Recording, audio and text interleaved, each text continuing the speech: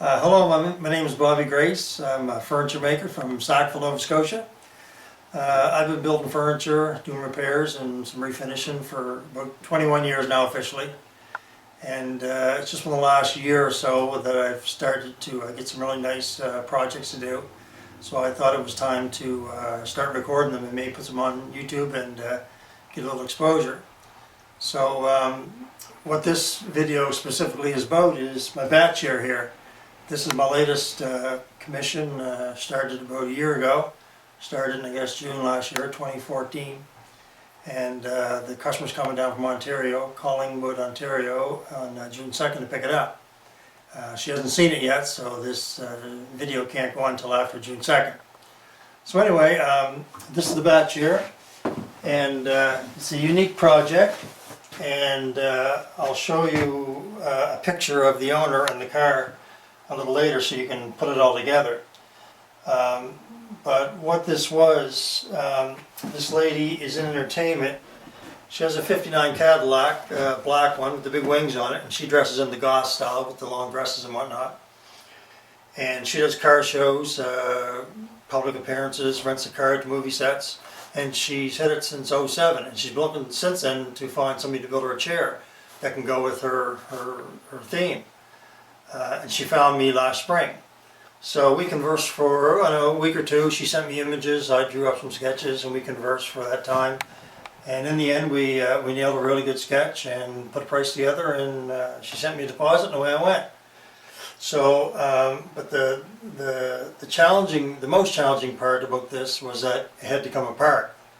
And at the start, I didn't know how it was going to be done. I just knew that it would come to me over time. So we just went from the original drawing, and I basically built the base first, which is obviously the seat, the two front legs and the two back legs. And then I designed the back and with the Morrison tenons into the seat. And then what come next? Then the wings come next, and then the arms come last. So what I'll do is I'll grab a wrench and I'll show you. Well, no, here, let me start with the wings. The most interesting part, I think, to get the most attention. As I said, it all has to come apart, and it's got to be easy to come apart because she's going to be doing this in high heels and a fancy dress, and she doesn't want any problems coming apart, so it's got to come apart easy and go together easy. So basically, I built this jig, and I made these brackets that I bought work. So basically, you just got to give it a little jiggle, and these pop right out. And simply just insert, give it a little wiggle, and they drop into place. And obviously both of them the same way. Like this here.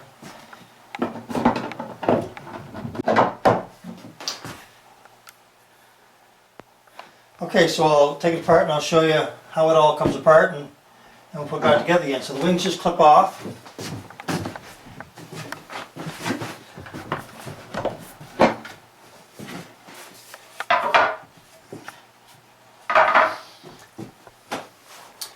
And what I did for the bottom and the back, once again, as I said, to make it easy, so I put just a one bolt up through the bottom,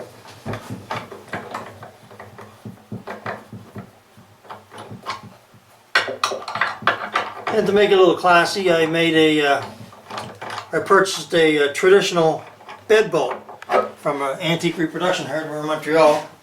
So it's a nice little wrench comes with it. And here's the bed bolt with a washer. And what I'm going to do after the chair's all done, I got to make up some leather pouches to put on the seat and put all the pieces in, so when she puts them in the trunk, they don't get banged up. So what I'm going to do, I'm just going to make a little pouch, and I'm going to put it in the front of the seat right here, and then she can just put them in there and go to her car. So then once you take that apart, it comes apart relatively easy. You just pull this up, and there's mortise and tenon joints there. Here's where the bolt comes up through here. A little dowel here for a little extra added support. And that slides right back in like that. And then of course the arms rather. They slide into, here's the tenon.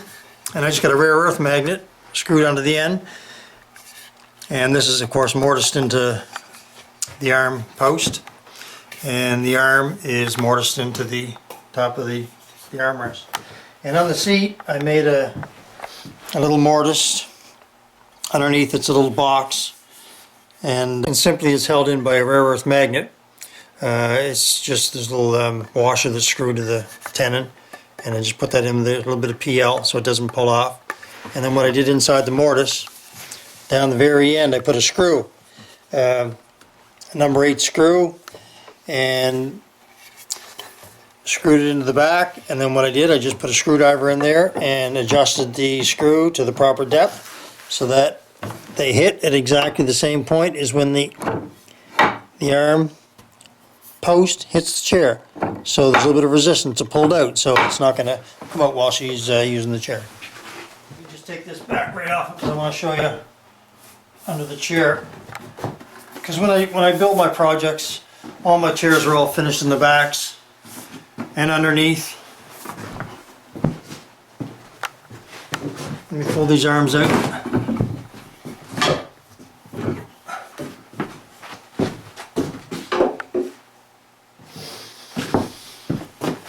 Here, and of course, my chairs are all signed and they're all finished underneath. Here's the mortises, and actually what I'm going to do here, this was an afterthought, I'm going to put a little, because she's into the goth thing, kind of a dark side of life, I guess, so I'm going to put 2 little crosses, white crosses on these 2 boxes. They're going to be little coffins. So the, you see it's all finished underneath everywhere, and the leather's finished underneath too with the tacks. And what else? Yeah, these front, all the legs, all 4 legs are mortised up through the seat. Here's the mortise and tenon here. You can see the outline of it. And there's the mortise and tenon outline on the back.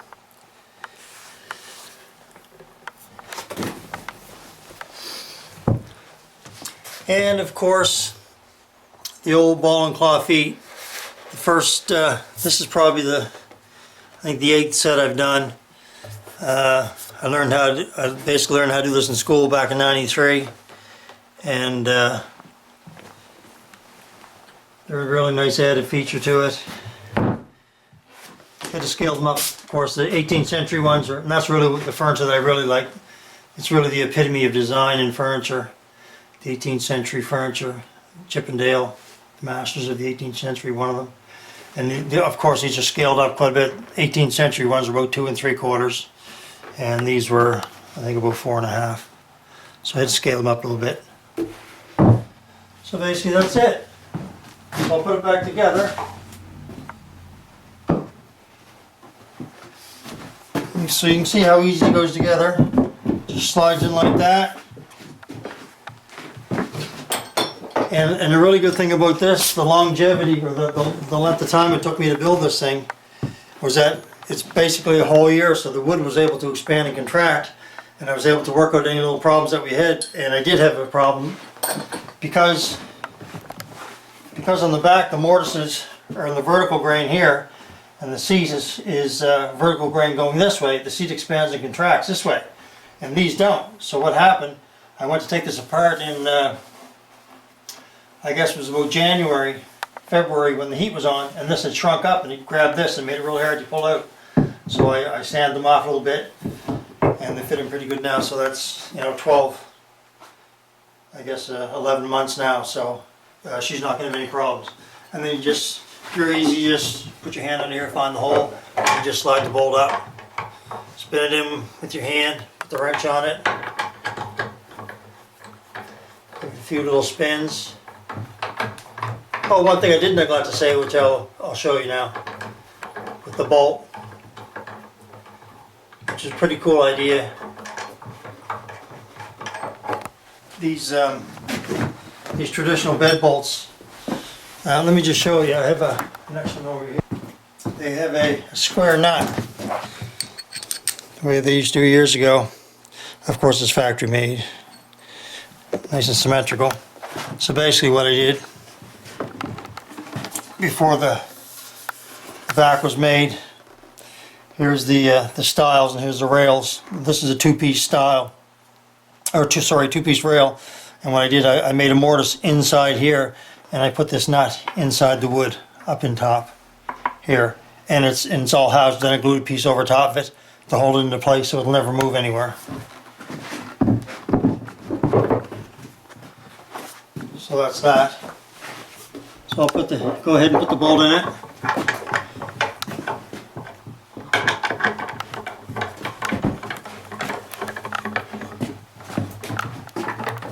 Okay, so I'll put it back together here, put the arms in first. Slide them in.